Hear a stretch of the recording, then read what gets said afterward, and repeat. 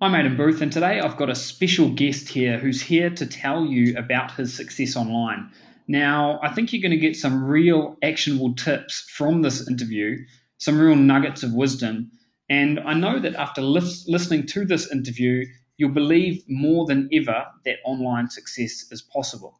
So, with that said, I'd like to introduce Dave Christensen. Thanks very much for joining us, Dave. The pleasure is all mine, Aidan.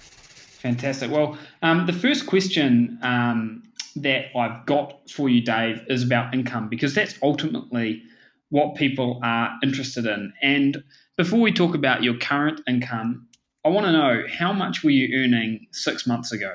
I wasn't earning hardly a thing. I can honestly say it was just pennies, and it was from AdSense. So really, for all the money that I was going out spending, on domains and hosting and things, it was just pennies coming back. I could virtually say nothing, Okay. really. And so let's jump forward to the present. How much, 6 months on, how much are you earning per month now on average, sort of roughly speaking? Well, with ClickBank products, the past couple of months, or maybe 10 weeks, it's been, I'd say, between $300 and $500 a month. And actually, every 2-week period that goes by, the trend has been upward. Awesome. Well, I've got your screenshots in front of me, and it's great seeing that ClickBank screenshot that's got the graph, and you can see, almost every day you're making sales. So, from 6 months ago to now making sales almost every day, that's really impressive. It has been. It seems like, well, it's not every day literally, but on average, it's at least one a day, sometimes two.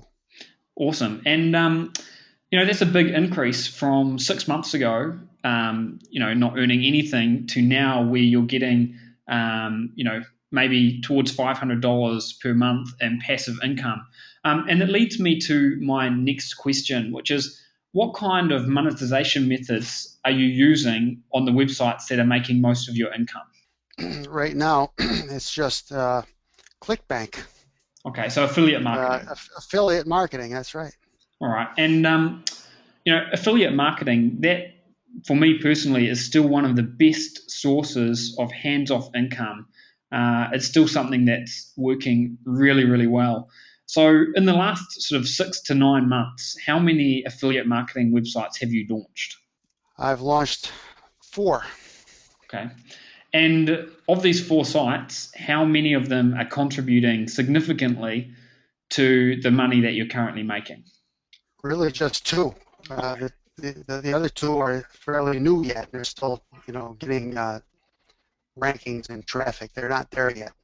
Okay, so you've launched 4 sites, and 2 of them are pulling in consistent hands-off income. That's a 50% success rate, and I think that's a really good job. So great, great effort with that. People have heard me say time and time again that internet marketing is a numbers game, and not every single website is going to be a major success. Now, you've launched 4 websites. 2 of them are still very, very new, so time will tell how they turn out. But to have 2 successes from 4 websites, I think that's a good success rate to aim for. So you've done a great job with that. And what I want to talk to you now about, Dave, is traffic. So on average, how much traffic are these money-making sites bringing in for you? And I'm just pulling up the your graphs here as you talk us through it. Well, the one of them is around 150 on average. I can't remember now exactly. We're looking at the screenshot, and it looks around about 150 on average, I'd say. And the other one is close to what's the number? 395 or something? It may be 395 on average, but the graph that I've got in front of me looks like you're pushing up towards the 900 mark. So It has cracked. It has cracked some big numbers, Yeah, but on average, whatever that averages out to, I don't know. I figured it out, and now it escapes me at the moment. Well, it's great traffic anyway. So that's awesome. And where is this traffic coming from? Is it mainly coming from Google, or where's it coming Mainly from? Google. Mainly Google, yeah. Okay. And Now, I'm not going to reveal your sites to everyone, but I've got SEM results here in front of me, and I can see that you've got a whopping 350 keywords ranked in the top 20 of Google. Google clearly loves your websites. I'm just going to show this one website's got 83 top 20 results. This other one's got 267 um, top 20 results. And the interesting thing about this one is that pushing towards 50% of the keywords are actually in the top 10.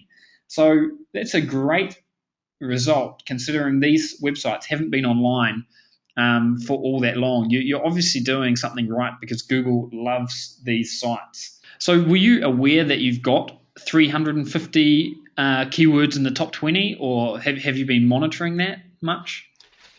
No, I wasn't aware actually. To me, it's amazing when you tell me these numbers because I don't look at it that close. I find that I feel like I'm always behind in my work, and I try not to distract myself. I do look at my traffic from time to time, but I don't do the in-depth analysis very much at all. So Okay. when you tell me those numbers, I'm surprised. Well, I'm not really surprised that you're getting these results because I've seen your websites and you're setting them up really nicely, and you're being smart about the way you're doing things. So it may come as a little surprise to you, but keep doing what you're doing, and it's only going to increase. Now, we've spoken a little bit about your successes. I wanted to ask you to share some tips and advice with our listeners. Now, you've obviously got a lot of great rankings. What have you done to get them? Well, uh, basically, I've done everything that you've laid out in some training programs that I've participated in with you, as far as site structure, number one, with some of the engagement tactics to keep people on site longer, uh, and the linking strategies Okay, came right out of your book. fantastic. Not Well, literally your book, but what I mean is out of your playbook. yeah, yeah, yeah. And is there is there one SEO tactic that you specifically like, or that you find especially effective that you might want to, share with people? Is there something that you find that stands out, or is it kind of a mixture of everything? What would you have to say about that? Linking, we're talking about linking. Yeah, about just SEO tactics in general. It doesn't have to be link building, but what have you kind of? Is there something that stood out for you, or? Well, what I thought was when it was first introduced to me, that the notion that you could do certain things to keep people on your site longer with these engagement tactics, so-called engagement tactics to keep people on your site. That all made perfect sense, and I think it works too, from what I've seen. And as far as linking goes, one of the tactics that I kind of like, because I don't know if it's maybe it's because I feel like I'm being sneaky with it. It's with the reverse engineering exercises that we do, where we go in and check our highest competitors' links and see where they're coming from, and see if we can get links in the same places. And what I like about that is, for every one that we can replicate, that's one less thing that they have up on us. It Yeah, makes the playing field a little more level every time you do that. absolutely. And the great thing about that reverse engineering, it's one of my favorite tactics as well, is that although it's a sneaky tactic, because we can find out what our best competitors are doing, we can actually get really good quality links that Google likes. So it's sneaky in the sense that we can uncover our competitors' best links, but Google actually loves it as well when we get those relevant links and whatnot. So we've worked out earlier that of your most recent websites, you've got a 50% success rate. You've got a knack of being able to find niches that are going to make you money. When choosing an affiliate product or a niche to get into, what kind of characteristics do you look for? Well, I the first thing I do is look for a niche that I think I can compete in regards to competitive keywords that I can compete for, Yeah. or reasonably reasonably expect to rank for. Um, and it has to be something that I'm at least somewhat interested in, because we're going to spend a lot of time wallowing in it and writing it and posting and doing all that kind of thing, and I need to feel like I have something to contribute to the conversation. Sure. So you look for niches that you think you can kind of add value for. That's right. I've had some others that I've launched that I just because I saw some potential opportunity there that I wasn't particularly interested in, and it just made it that much more drudgery to actually provide content and all that stuff. Sure. So I try to stick with things that I'm somewhat interested in. I think that's a good tip for people, and especially with affiliate marketing. The first question that I ask myself is, how am I going to be able to provide value in this niche? And if I can't think of ways to provide value, then I usually won't go into it. So it seems like we're kind of on the same wavelength with that, and I think that's probably one of the reasons that you've got a good success rate and you're making money from your sites as well. Now, we're almost done, Dave, but before I finish, I'd like to ask you about your transformation as an internet marketer. Now, I've seen you progress, so I know what you've come from and how you've changed your methods and your mindset. But can you share a little bit about your story with our listeners? Maybe roll back the clock to when you were getting started as an internet marketer while you still had a full-time job, um, and let them know what that was like, and maybe give some tips about how you'd start over again if you had to, specifically relating to your mindset and the way you approach it all. Well, when I was working, and I'm retired, by the way, I'm not making so much money at internet marketing that I can not work, but I retired a couple of years ago, so I have the opportunity now to work from home.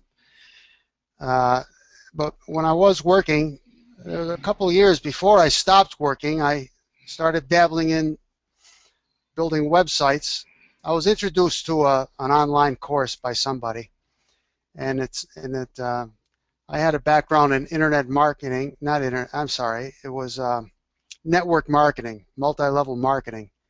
I chased that for about 10 years and never made any money really to speak of. And but what I was chasing was the passive income. That was always attractive to me, the whole idea of it, and I refused to give up when I was doing network marketing, to the point where everybody around me thought I was crazy. And so when I was introduced to internet marketing and building websites and doing SEO and all that, I recognized it as something that I could do without having to rely on anyone else other than myself, and build some kind of a passive income, which is all I wanted all along. So I did. I participated in a couple of courses that were put up by others, and that's how I got my start. But I was working, and I was working long hours sometimes, and I was working away from home. I was driving from here to the New Hampshire coastline, which is about 4.5 hours away, going like crazy. So I was going back and forth every week, staying in a motel during the week and coming home on the weekend. So I had time after work, even though we were working longer hours. I had time, nothing else to do, really. So I had time after work to, work on a website. But it wasn't, I never progressed it much because my progression was so slow that by the time I got to a certain point, I was way behind everybody else. I was way behind where everyone else was in the course.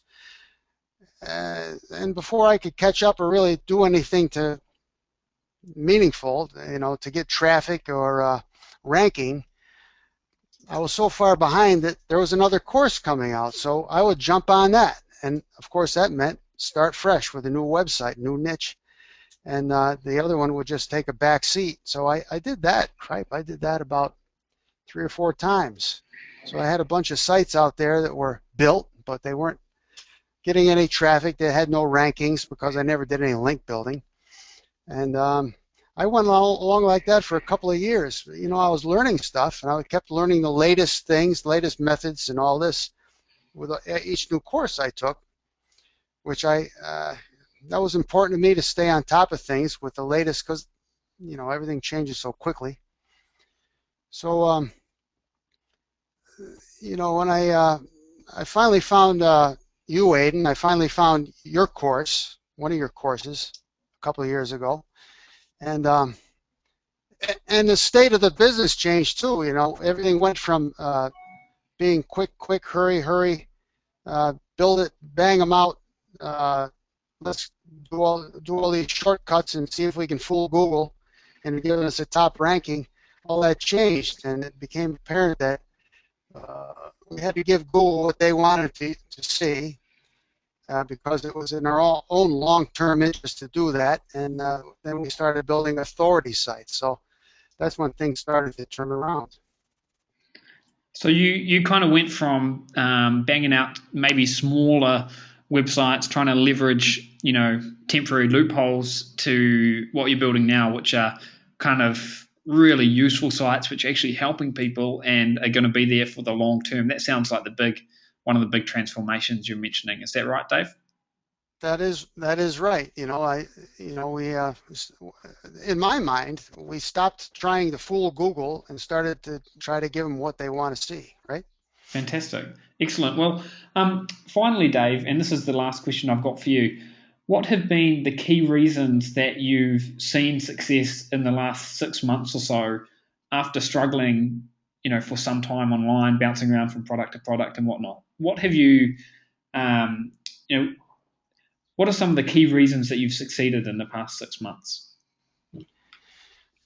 Well, I think one of the biggest factors for me is I started communicating with you on a one-on-one basis.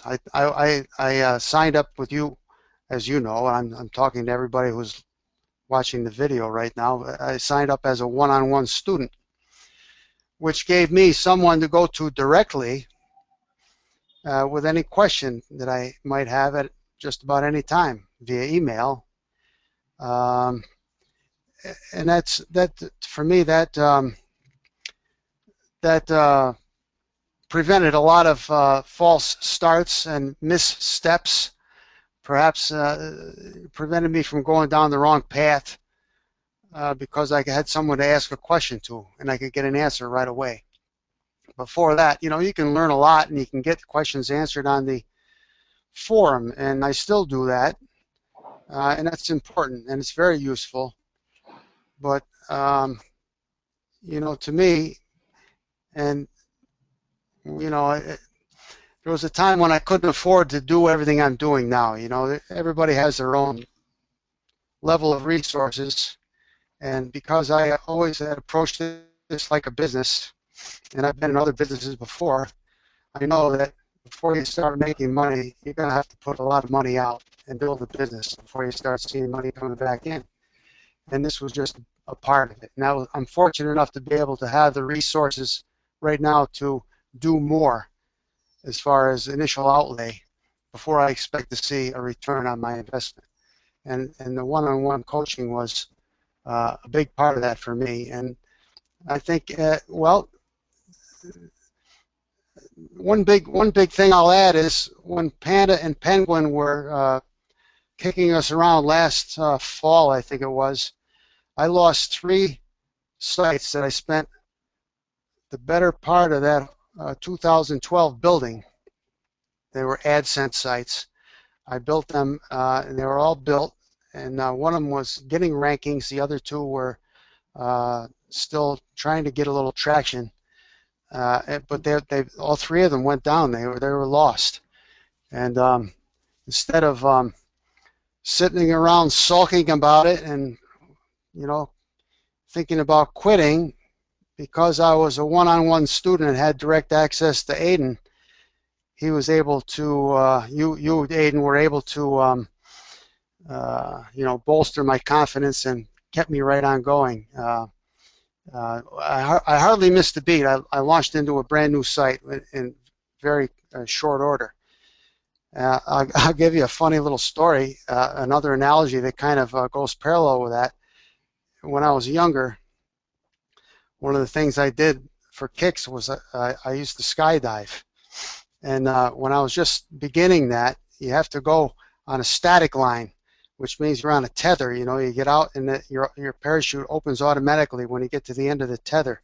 When you do that successfully a few times, then they let you go out and pull your own ripcord, assuming you'll have your own, the presence of mind to do it. And on my last tethered jump, before I had planned to jump out with a and pull it myself, I had a malfunction. I came down and I was okay. I landed under a reserve, but for a couple different reasons I won't go into, it was kind of hair-raising at the time, and they were so afraid that I was going to get scared and quit and walk away from the sport. They took me back to the airport, put a parachute on my back, and threw me in the airplane and took me right back up there again before I had a chance to chicken out. And I think, Aidan, that's exactly what you did to me last fall. Before I had a chance to quit, I launched another website. So you've been. It's obviously one of the traits of your success as well is you've been persistent. You haven't given up. You've just kept on pushing forward, even in times when perhaps you weren't seeing results, or obviously with an online business, sometimes it's 2 steps forwards, 1 step backwards. But you always kept pushing forward and were persistent, and I think that was one of the big factors in your success as well. It was never really a matter of if it was going to happen; it was just when it was going to happen, and that's the same for everyone online. So I know that if somebody's making money doing this, or maybe some other things too, if somebody else is making money doing it, I can do it. If I find the right person to show me what I'm doing, what doing wrong, if I can find the right person or community to show me how to do it, I can do it. And when I lost those 3 sites, I was thinking to myself, well, this really stinks. But on the other side of me was a guy on my shoulder saying, "Hey, it's too late to turn back now. We got a lot of money into this and a lot of effort. You just can't walk away from it. I got to keep going." Yeah. All right. Well, I'm not going to take up any more of your time, Dave. I know you're working on optimizing your sites and boosting your conversion, so we'll finish up here. Thanks for taking the time out of your schedule to share your story and tips with our listeners today. It's motivational to hear your story, and I'm sure it'll give our listeners the confidence to kick on and replicate your results. So thanks a lot for your time, Dave. Aidan, it's a pleasure, and I hope what I've said, if it's of some use to somebody, I hope it provides some value to somebody. Well, thanks again, Dave. And to find out more about the traits, characteristics, and habits of successful internet marketers, head over to aidanbooth.com. Thanks very much for listening.